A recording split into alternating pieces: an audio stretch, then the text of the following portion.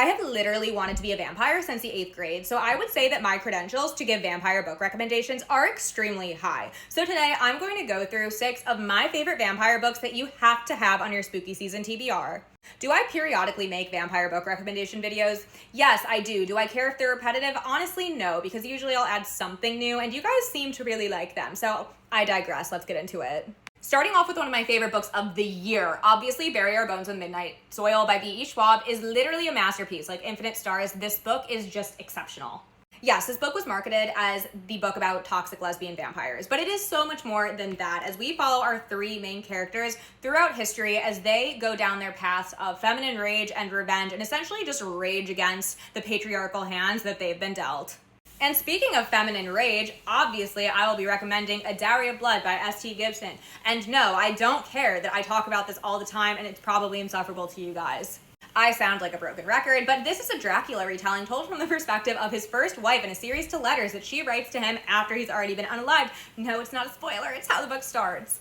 And also, set in the same world but at a different time, we have An Education in Malice, also by S.T. Gibson. This is actually a Carmilla Dark Academia retelling, and it is just as addictive, enthralling, like, oh my god, so obsessed. Here we have academic rivals to lovers, a toxic professor, so much tension you will actually physically combust, and I loved this so much that I binged it in under 24 hours. I also did that with The Dowry of Blood, so... Immortal Dark by Tigeth Girma has some of my all-time favorite vampire lore to date, because here our vampires are based on Ethiopian folklore, and they are bonded to legacy families in an arcane society. The entire cast of this book is morally gray in the best way possible, and our FMC goes down a serious path of revenge when she goes looking for her sister, who she thinks has been kidnapped by the Draenic that is bonded to her family's legacy house. Bride by Ali Hazelwood is literally Twilight for adults, and if you are saying that you didn't like this, I'm sorry, but you're lying.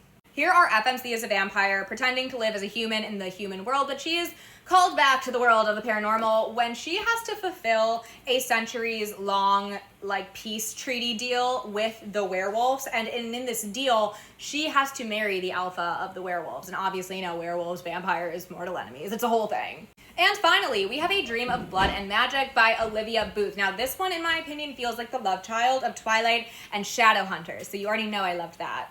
Here, our FMC ends up caught in the middle of a centuries-long war between witches and vampires, and there's prophecies, spirit familiars, and an absolutely insane cliffhanger.